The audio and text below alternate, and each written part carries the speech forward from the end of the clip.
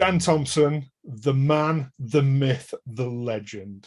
Actor, writer, compere, stage manager, stand-up comedian. What have I missed? It's a lot. It's a lot, isn't it? You can have wrestler. You can have, and these are all things I've done for like a cup of coffee. Like I'm not. These are not all things I do all the time. So you've actually, I know you're a big fan of wrestling. I am. But you've done wrestling. I've done wrestling, yes. Back in, because I've been a wrestling fan since I was 10 years old, I think. And yeah, when I was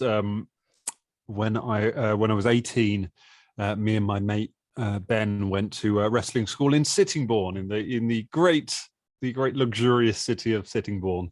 They have there's a wrestling school there, and we were there about a year after the famous wrestler Finn Balor was there. Anyone who's a wrestling fan, you'll know he's a very successful wrestler in America. He was there not the same time as we were. We were there. We were the significantly more disappointing class after he had been there. We did it for one summer, and then I got horrible, landed on my head, almost broke my foot. Never did it again. How'd you break your foot landing on your head? What happens is you land on your head, and then it's very hard to control the rest of your landing because you're not really conscious of where the rest of it is. And then I just kind of crumpled, and I'm not entirely sure what happened to my foot, but yeah, it was a lot of pain. Wrestling is no joke. But it was maybe that's something we'll talk about one day, because that's a topic of interest. But today, well, I've gone full fanboy with what we're talking about today. I know we're matching. Like I should. We are. Well, we're not matching on everything. And do you know what? Matt, our very own Bosch from Star Trek Adventures, would kill me if I don't do this. We need a leggings check. Oh my goodness, it's been so long because we don't really do Dangerous Wednesdays anymore. We don't really live stream for Danger Club, so I haven't had a leggings check in ages. But that was the entirety of 2020. Every week with what leggings you're wearing. I am not wearing leggings today, but you're very happy to see this is not a jacket. This is a boiler suit. That like a stripe down the sleeve. So it's like a Kill Bill kind of thing. I love it very, very much. I've been living in this since New Year. Although I did realize the other day that it's the clenched version is kind of the ladies' cut. But you know, it gives me childbearing hips, so I'm very happy with it.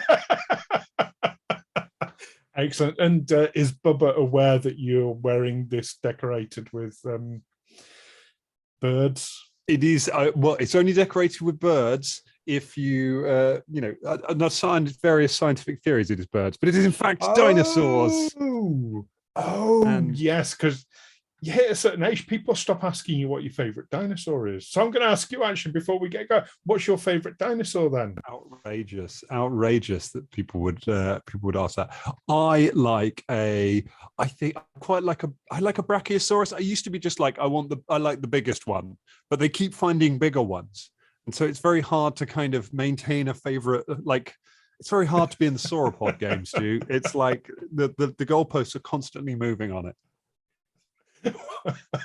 as they come up with new dinosaurs. I like the iguanodon. It's iguanodon, the one that's just permanently giving a little thumbs up. I think that's I think he's a real fun kind of guy. Very positive. But none of that's what we're actually here to talk about today, is it? Because when I gave this list of all these different things that you do, we didn't mention the one thing we are here, which is, of course, you are a games master for the very successful Danger Club Podcast role-play game. So the first question I'm going to ask you, Dan, I want you to picture the scene. Okay. Right? You're in Washington, D.C. You're stood outside the White House.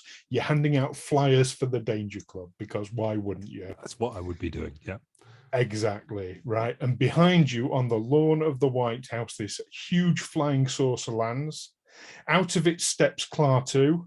That's the Michael Rene version, not the more recent one. He comes up to you, you give him a flyer, and he says to you, "What is a role-playing game?" Goodness gracious! I'm from another planet. How would he know any reference? I find it outrageous that anyone could achieve spaceflight without having role-playing games in their life. How would you ever be inspired to do something like that? I'm glad you specified the alien. Like when you were like, "Oh, I'm going to ask you how would you explain to it an alien what a role-playing game is?" And I'm like, there's a broad spectrum of aliens here. Like some of them will be best explained by screaming and running.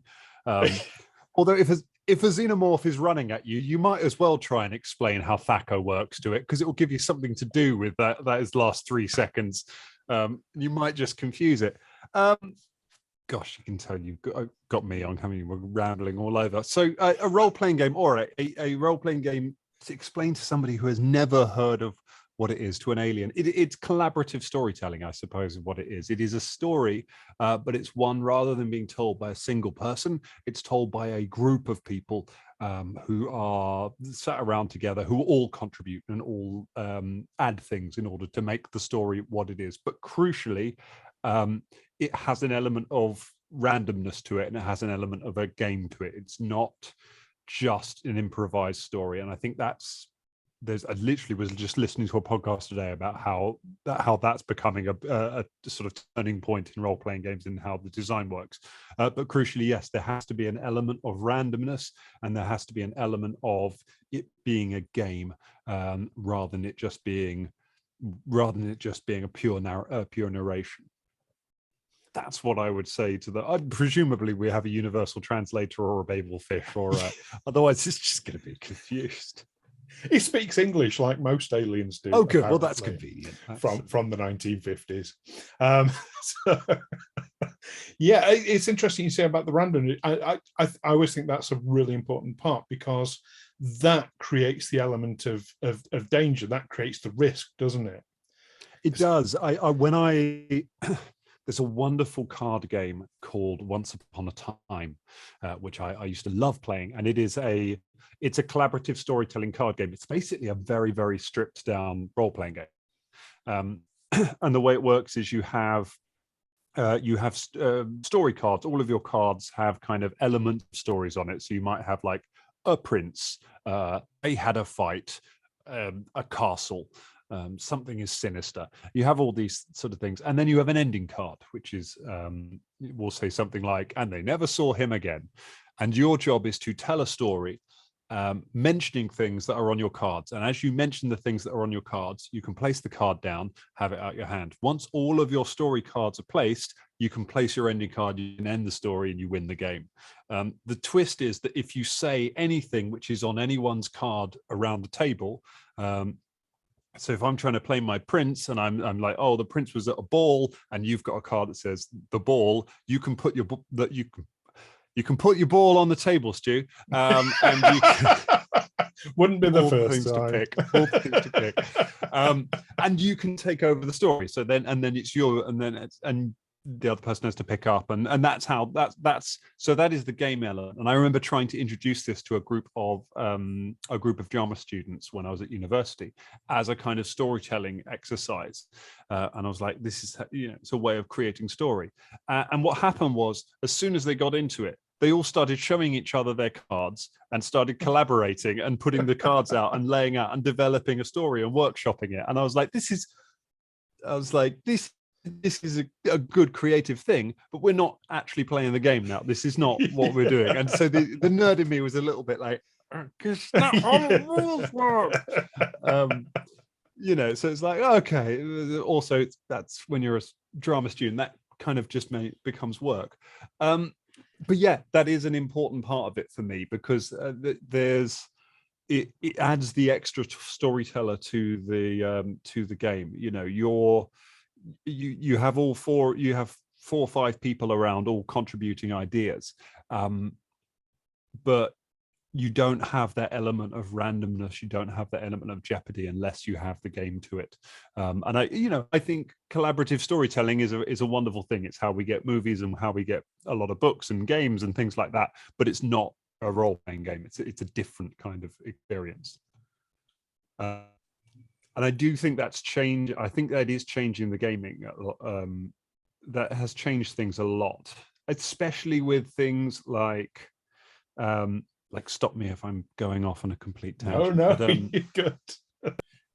I think what has happened where we've got kind of more, you've got something like Dungeons and Dragons 5th edition, which is a very narrative heavy, quite rules light. It's not rules light, but it's rules fudge. Like the rules don't really matter. It can kind of be whatever you want it to be, and kind of a mix of that, and then something like Critical Role, which has really been kind of, that one show really is the sort of the reason for role-playing games in general being so enormous now. But it does create a very particular image of what a role-playing game is, and it creates these kind of, it has a lot of big dramatic moments and a lot of things like that. And I think you have a lot of players now who, you want every game to be a movie. You want so you look at something like kind of the Avengers and the way everything comes together in that, and players are like, well, I want that. I want my role-playing game to be that in every scene. I want it to be the most dramatic thing. I want to kill the boss on the last possible second, just before everything goes wrong. And you can engineer that, but once you sort of if you engineer that constantly, then it's not quite, you lose the essence of what makes these games special, which is those moments are special because they happen rarely. Because they, you have to have a lot of fights that kind of, you just roll the fight in seconds and there's no drama, or or someone dies in a pointless way, and that becomes a pivotal moment, or you have to have these really random moments to make it so that time when you kill the boss on the last possible second means something. And I think it's that randomness that makes it very important. There you go. There's your very long. The alien's probably bored by now. He's probably gone off to. He's like going to find another planet. Well, obviously, this is something you're very passionate about, and you know an awful lot about. And you mentioned, back at drama school and doing things. So going way, way back in the mists of time. I mean, you're younger than I am, so I can say stuff like this. Little Dan, what's Little Dan's very first memory of role-playing games? What's your introduction? It's super early. It's probably not even, I guess maybe just about at secondary school. So kind of maybe 13, maybe early teens. And we are, I got into playing Warhammer very, very young, playing like Warhammer, 40K, Blood Bowl, all of the stuff like that. I was back home for Christmas, and I went and had a poke around the shed that my dad built us to get all of our crap out of the house. Like we had a whole gaming shed. It was amazing. He cut Space Marines out of wood and had them like standing with the gaming table on their shoulders. It was an incredible space, and all our friends used to come over because we needed it, because we moved out when I was very young. We moved out of our town where we were and right out into the countryside, so I needed something good to make kids come and hang out with me, because it was a trek. Like you couldn't get there on a bike, so it had to be like something that was worth asking your parents for a lift for. So we had this thing where we do gaming, and one of the games that I got really, really into early on was Warhammer Quest, which was an advanced, I can't say an advanced version of Hero Quest, because I think Advanced Hero Quest was also a game, but it was like advanced Hero Quest, And it's a board game version of Dungeons and Dragons. It's a bunch of heroes moving around the board and fighting monsters. And in between the board game sections, they put in the box like a very rudimental downtime system for it, of like hero can go to town, and here's a random table that you can roll on, and they get in a fight with some bandits, or they train up their magic and they get a few extra things to kind of make it feel a bit like a game. And we were like, well, this is good, but we could do more with this. So we started just freeform developing a kind of role-playing game to go around it, and we would play it in the playground every day. We would just be like, and it would be, you'd spend the week playing the role-playing section of the game, and then at the weekend we'd go around a mine and we'd play a dungeon, and we just did this all the time, and we had no sense of rules. There was no die rolling. It was like the system was pick a number between 1 and 10, and you had to pick the number or numbers that the GM was thinking of, and we wouldn't call it I don't even know what we called it, but whoever was running the game, if you guessed like 4 and the GM's thinking 4, it's like, congratulations, you've killed the monster. And that was all it was. And so we used to just play this all the time, and then I would take it home and I would play. I've got one brother, so he's a younger brother, so he had to play the games I wanted to play. So then I would like run solo games for him. While we were away on holiday, we'd be out on a holiday on a friend's boat around the Greek islands, and our parents were like, "Oh, do you guys want to like sit in the dinghy in the evening, because that would be cool, that would be an adventure?" And we're like, "Oh yeah, great, we get to like have our own little boat," and we're sitting in our own little boat out the back of the main boat while it's moored up there. And of course now I understand that's because it was gin and tonic time, and the adults wanted to just have a drink with us, kids in a boat. And so the two of us had just sat there in a boat, just telling stories, just doing this solo RPG that we've been running throughout the whole holiday. So we've been doing this whole thing, and it wasn't until I sort of got to secondary, or sort of once I was like a year or so of secondary school, our history teacher ran a role play club, and ran a D&D, would have been a D&D campaign. And so I went and joined that, and I played a couple of games of AD&D, and started understanding that. And then kind of then I got into LARPing down in Chislehurst Caves, Labyrinth. I found out my friends decided to go LARPing. They discovered this live action role play thing where you could go run around caves and hit people with swords. And I found out that they booked to go on it, and they hadn't told me. They were trying to they'd made a pact between themselves to try and keep it secret from me. And they eventually, like when I found out, they were just like, "It's because you'll get really into it, and you might embarrass us." And so they eventually begrudgingly took me along, and I did. I was in a bright orange robe made of curtains and a blue cape, and we all had a bit of money to buy a weapon. I didn't buy a weapon, I bought a crown. It was fantastic. I had a great time. And then from then on, I just started playing other games. And when I was kind of 16, 17, started discovering things like World of Darkness, which anyone who liked their edgy gaming in the early 2000s, that was your late 90s, early 2000s. World of Darkness was where you were if you were an edgy gamer, and playing all and just discovering all sorts of different systems and things like that. And I've been playing stuff like that ever since, and it's led to now being almost a job. Yeah.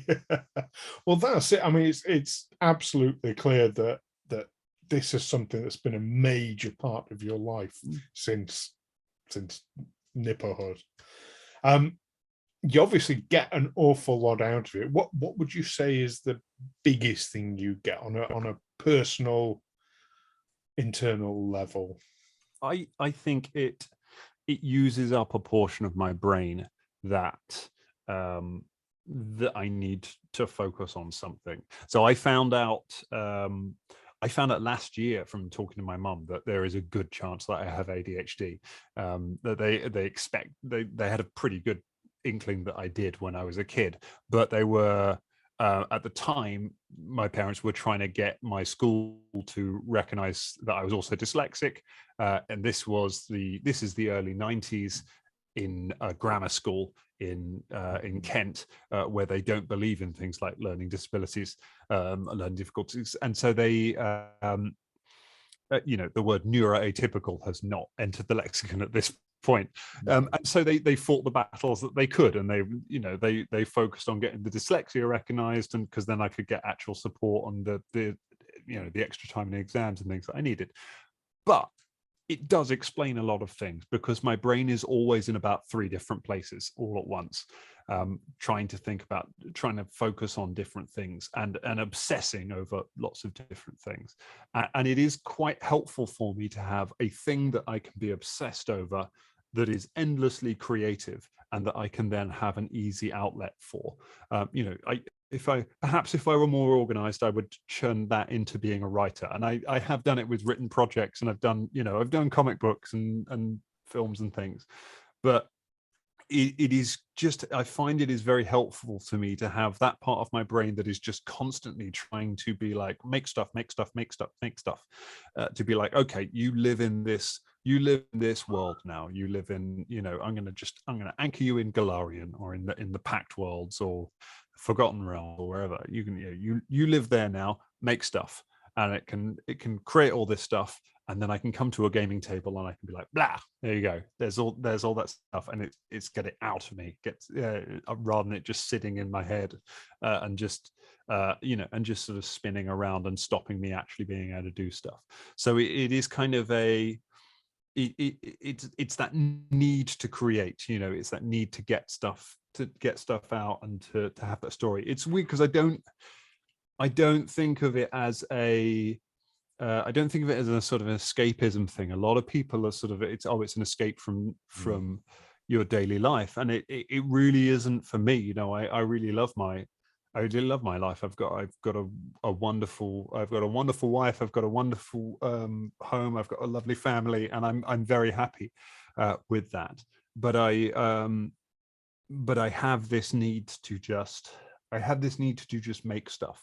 That, and I think in a lot of ways I'm definitely a people pleaser. I like to share things. I like to cook for people. I like to make things that people enjoy. And so making a game that people can sit around and they can have fun, and that you see people laughing and enjoying themselves, and think, okay, I've created a structure that is allowing people to do that and to express themselves, is incredibly satisfying.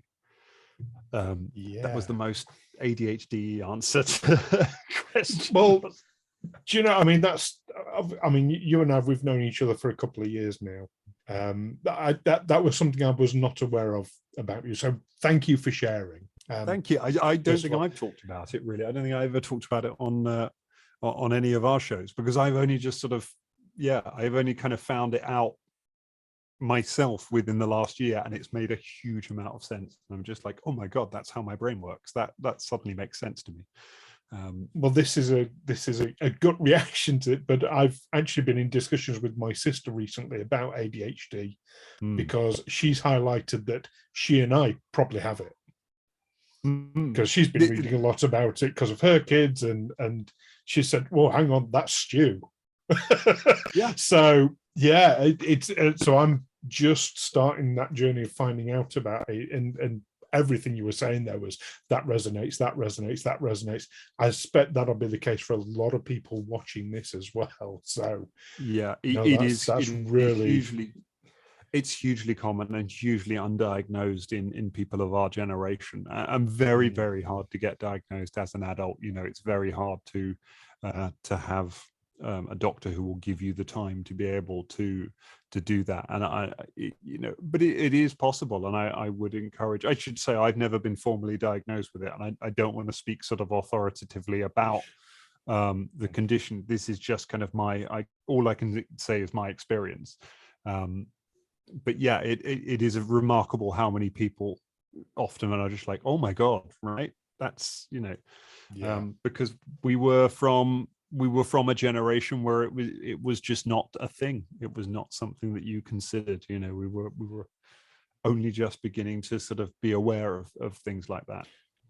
Well, that's it. I remember my first hearing about it was through the media, and it was like, well, it's just another word for being naughty or misbehaved. and that was it. Yeah, you know, which obviously it isn't, but yeah. Yeah, and it, you know, you knew the kid who had ADHD in your school, and you would talk, you know, that was almost like, oh, that's the kid that's always in trouble, or that's the kid that, you know, it was supposed to be a very sort of extreme thing. And it was kind of, those were the only cases that were diagnosed, and not kind of like, I used to get, we had somebody in who, when I was very small, at my first school, we had I think it was my first time at the first like term at a new school when we moved house, and they had a guest speaker in to do a talk on something or other, and apparently I got up out of my chair. This is like 7-8 years old probably, and I get up out of my chair and just started wandering around the room and just started looking out the window and like fiddling about with stuff, and the teacher was furious and was like all ready to just rip me apart at the end of this thing. And they get to the end of the talk, and the speaker asks for questions, and no one has anything, and I come forward with a list of questions and notes and things on it, because I'm listening, but I can't just sit and listen. I have to sit, listen, and do something else. You know, I'm just like, oh my, you know, those things. And when you hear that, you're just like, oh my God, everything makes sense suddenly. Oh yeah. It's the same with me in school. Like every time teacher, I'd be staring out the window, looking at everything, but everything would be still going in. I'd be processing it, just not.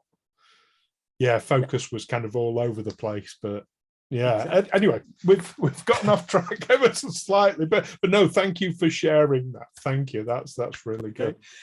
Back onto role play games, though. Obviously, there's a lot of different systems out there, and some are better at some aspects of the game than others, and you know, and vice versa.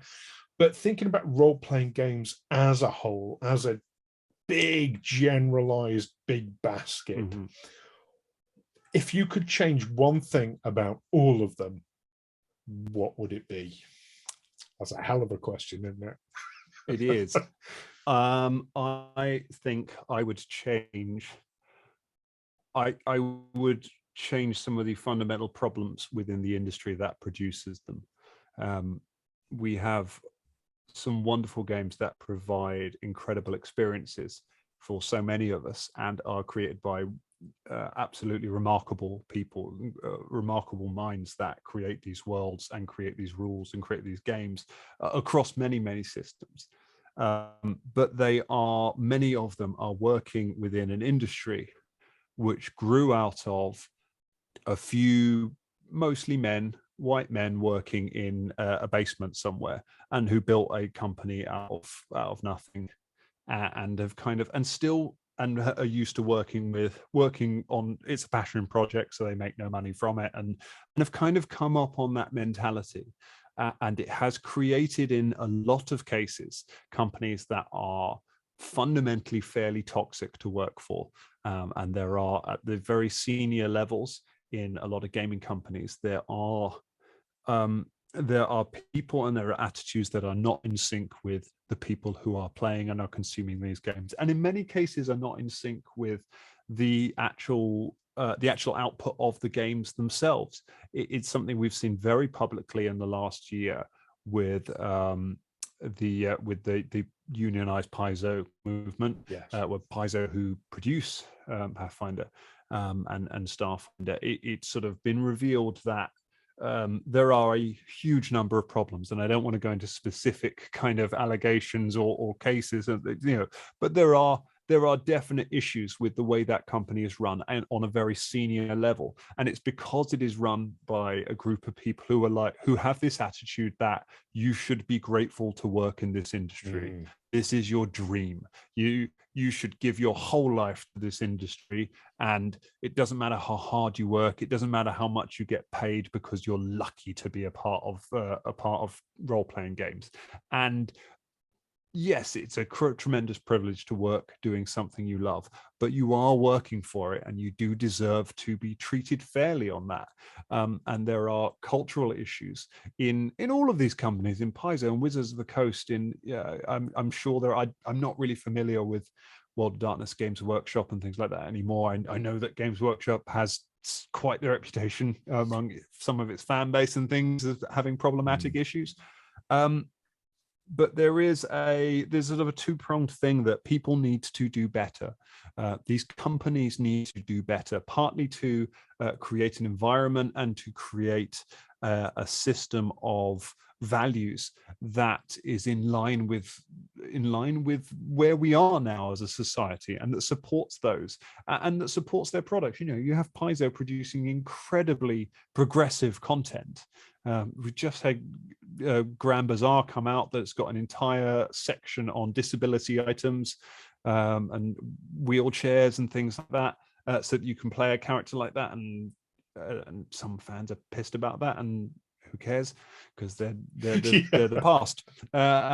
They're not relevant to the future of the hobby. So okay, go and enjoy your little corner. But they need to, you need to care for the people that work for you, and you need to treat them as so many companies are. You need to treat them properly. You need to be paying these people properly.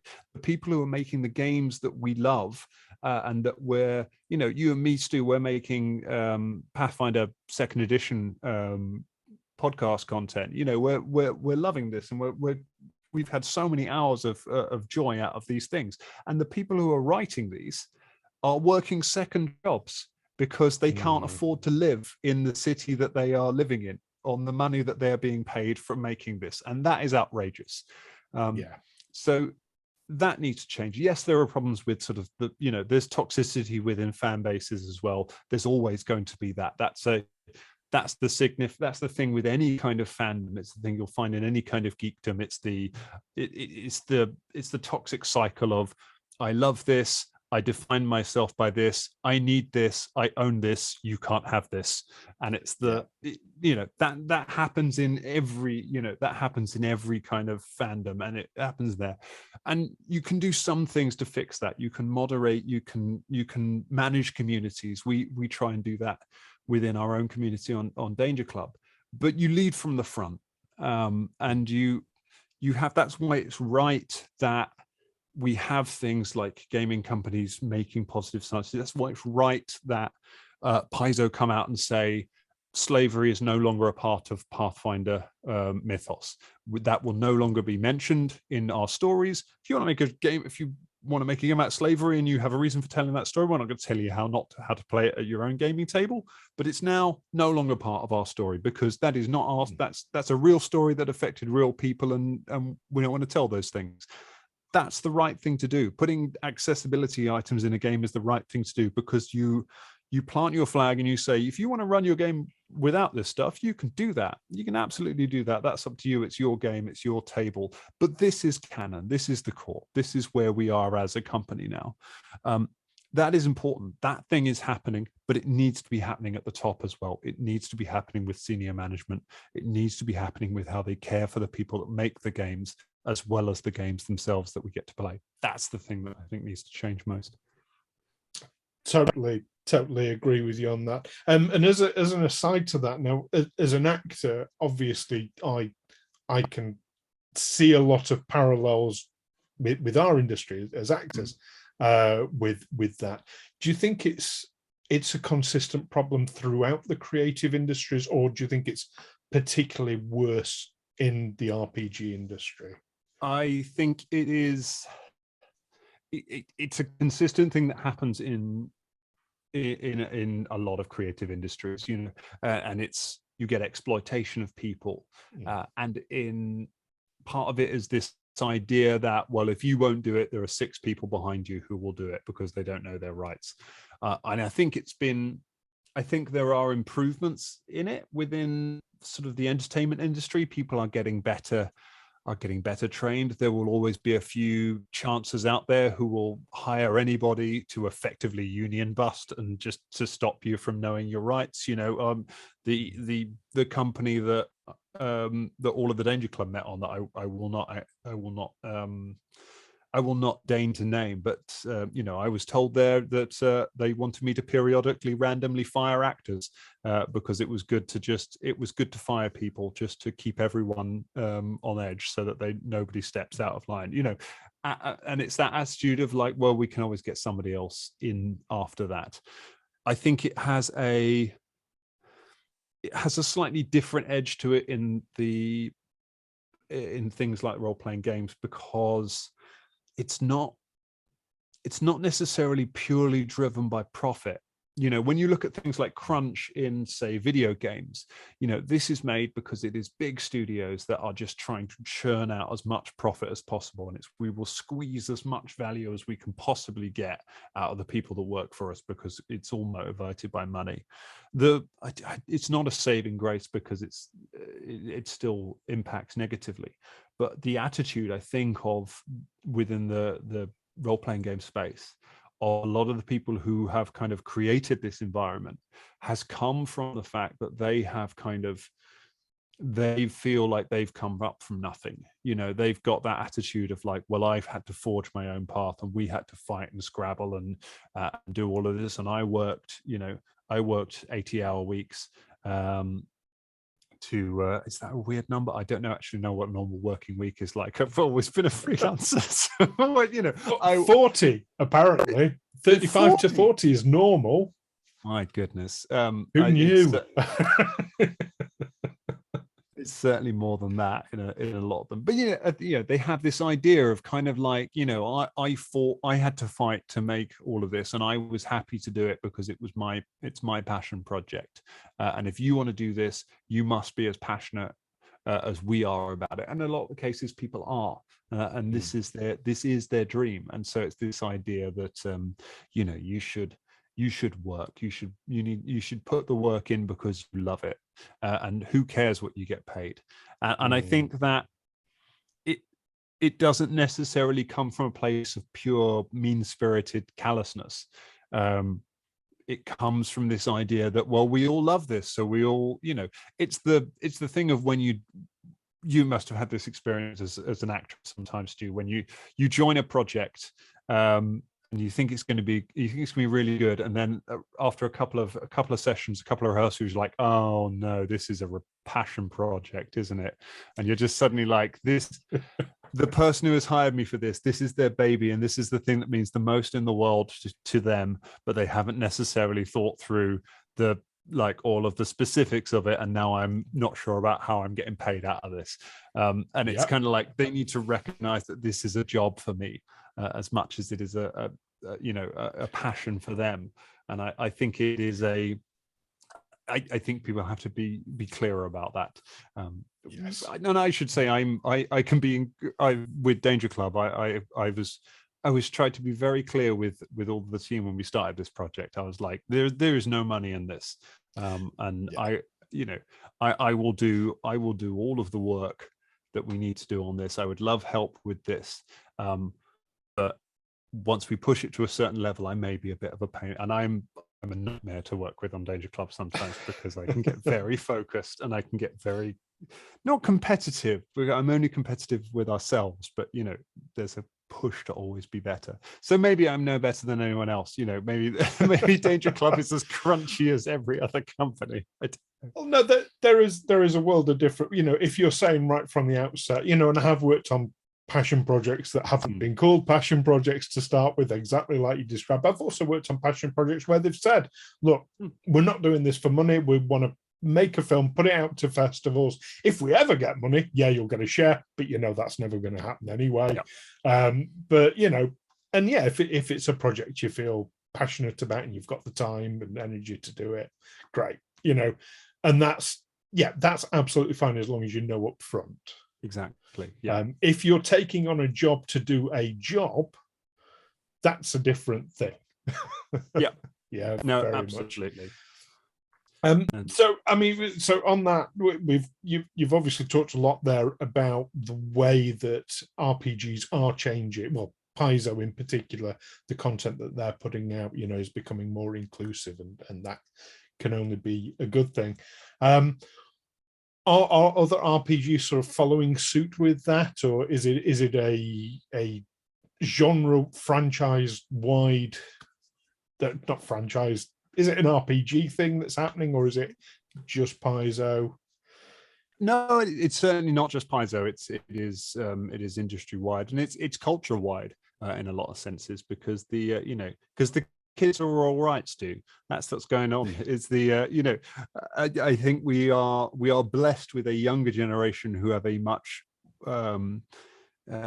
better sense of the world and a much more confident sense of themselves, and are willing to stand up and say what they dislike about a product and what they dislike about the way a company is run, and what they want changing, and that is forcing change. And I think that is for the best. We are starting to see we're seeing better practices in terms of the content that we receive. We're seeing more inclusive content.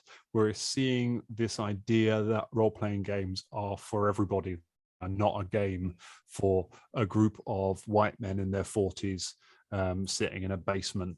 And we are, like, it wasn't that long ago. It was when we were playing something like 3rd edition D&D, that like 3.5 was 2000 that comes out, or 3rd edition's 2000. So we're only, we're 20 years on from that, and that's a game that was deliberately designed to exclude people.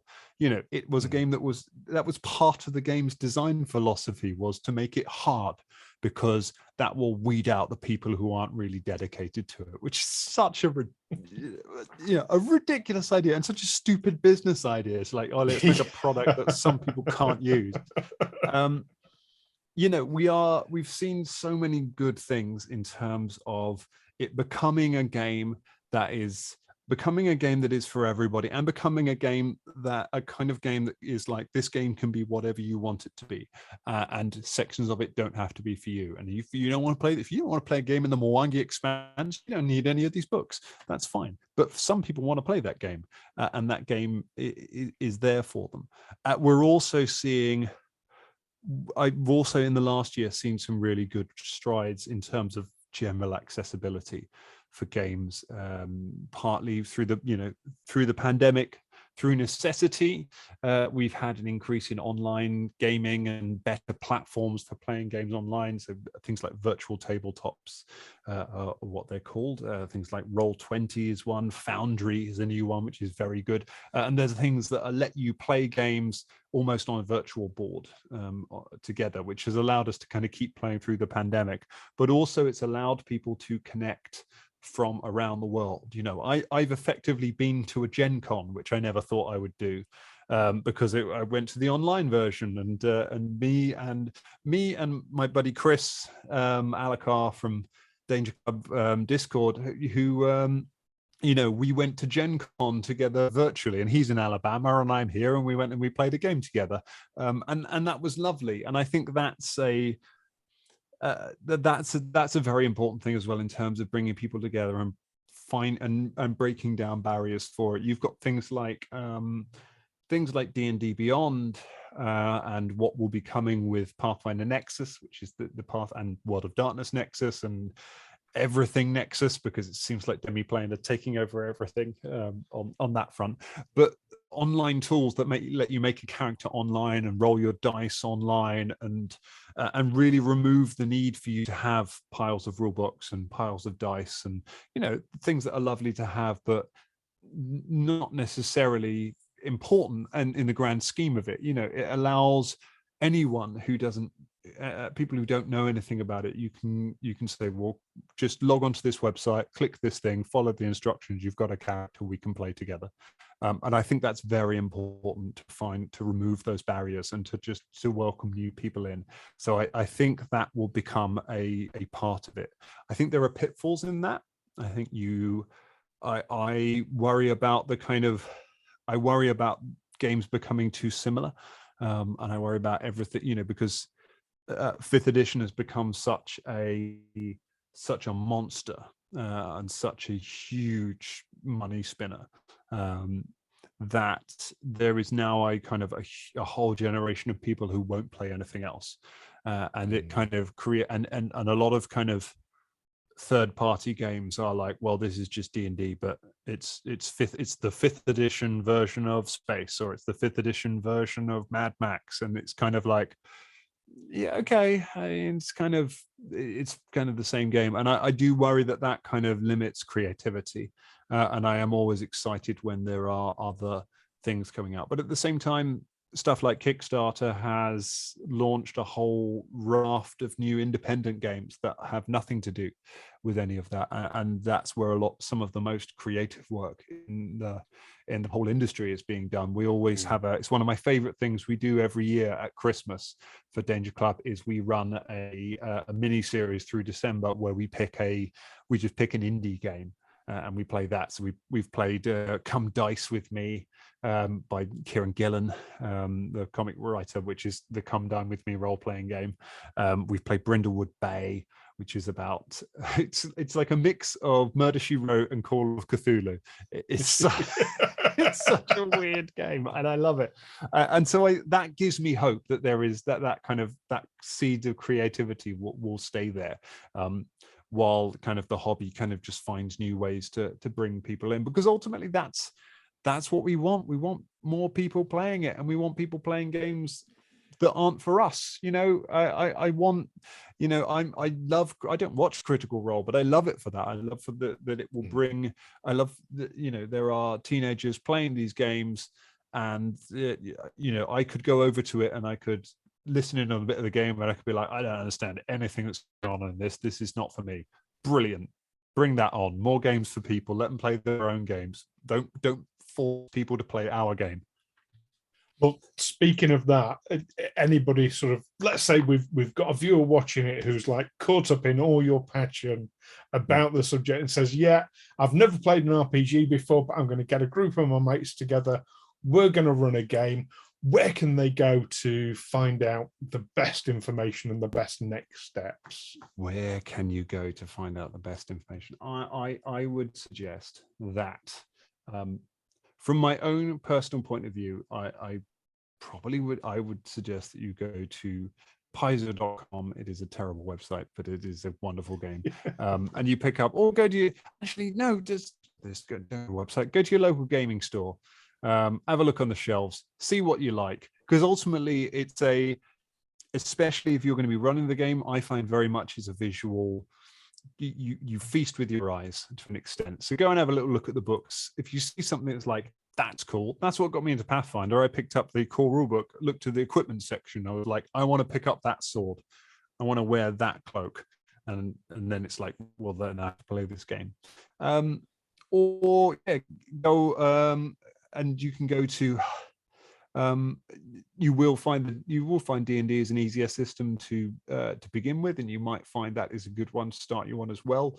I don't actually know. I assume it's called dnd.com or something like that. I don't know what the website is, but you can Google it. Get a beginner's box. That's the best way to start playing it. Get the Pathfinder beginner's box. Get the D&D beginner's box. You can also get them on Roll20. So you can play it online if you want to, and those games will kind of talk you through it bit by bit. There are also lots of, if you ask in a local gaming shop, they will be able to point you in the direction of sort of a local gaming group. That can be a good way. That's how I started playing it, was kind of finding other people who were playing games and just turning up and just being like, oh, can I play a little elf in your game? And getting involved that way. So it is certainly easier, but yeah, don't be put off by it. Don't be intimidated by it. Just whatever you want to play, pick that up, work back from there, figure out how you get to that. That's how you end up playing the stuff you want to. Or just, make it up, pick a number between 1 and 10. That works.